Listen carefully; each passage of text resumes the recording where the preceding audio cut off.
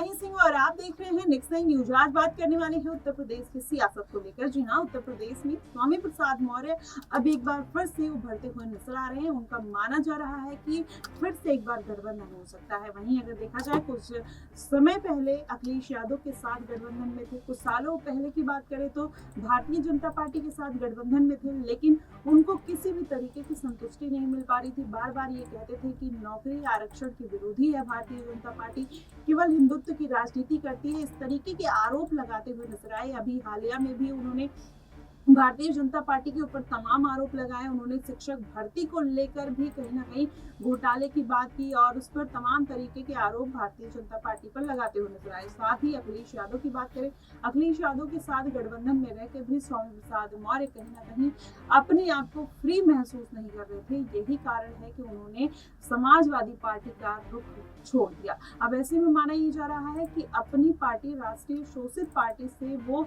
243 सीटों पर अपने प्रत्याशी उतारने वाले हैं और वो बोल रहे हैं कि अकेले ही चुनावी मैदान में उतरेंगे। लेकिन क्या इतना आसान होगा स्वामी प्रसाद मौर्य का अकेले ही चुनावी मैदान में उतरना? कहीं ना कहीं ये बात इसलिए निकल कर आ रही है कि कुछ समय पहले जब बीते लोकसभा चुनाव में कहीं ना कहीं स्वामी प्रसाद मौर्य का जो रुख था वो मायावती की तरफ जाता हुआ नजर आया। हालांकि अगर देखा जाए तो चंद्रशेखर आजाद के साथ भी उनके जो रिश्ते हैं काफी बेहतर माने जाते हैं। कुशीनगर सीट पर चंद्रशेखर आजाद उनके लिए चुनाव प्रचार करने पहुंचते हैं।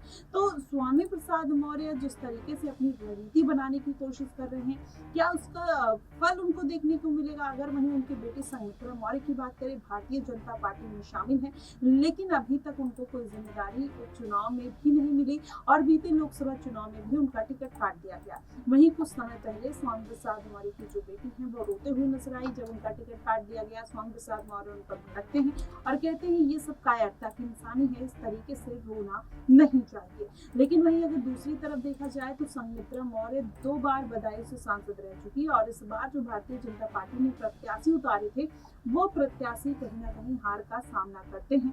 तो ऐसे में माना ये जा रहा है कि अब संघमित्रा मौर्य भी भारतीय जनता पार्टी का रुख छोड़कर किसी और पार्टी का रुख कर सकती है। वहीं अपर्णा यादव की बात करें, अपर्णा यादव भी पार्टी से नाराज चल रही हैं क्योंकि उनको महिला आयोग का उपाध्यक्ष बनाया गया और वो अध्यक्ष पद चाहती थी। ऐसे में 2022 में पार्टी में शामिल हुई थी अपर्णा यादव, लेकिन अभी तक उनको कोई जिम्मेदारी नहीं मिली। वही चीज कहीं ना कहीं संघमित्रा मौर्य के साथ होता हुआ भी नजर आ रहा है। जिस तरीके से स्वामी प्रसाद मौर्य भारतीय जनता पार्टी की किरकिरी करते हुए नजर आते हैं, वहीं उनकी बेटी उसी पार्टी में शामिल है। तो कहीं ना कहीं इससे कहा जा सकता है कि अब बाप और बेटी अपना रुख बदलने के लिए तैयार हैं। हो सकता है कि अब चंद्रशेखर आजाद की पार्टी में और कहीं ना कहीं मायावती का रुख करते हुए नजर आए। वहीं देखा जाए तो 25 सालों तक स्वामी प्रसाद मौर्य ने मायावती के साथ काम किया है। अगर ऐसे में दोनों का गठबंधन होता है तो कहीं ना कहीं दलित वोट बैंक साथ आने में काफी मदद मिल सकती है। वहीं अगर पूरा समीकरण समझा जाए तो पल्लवी पटेल भी अगर उनके साथ आ जाती हैं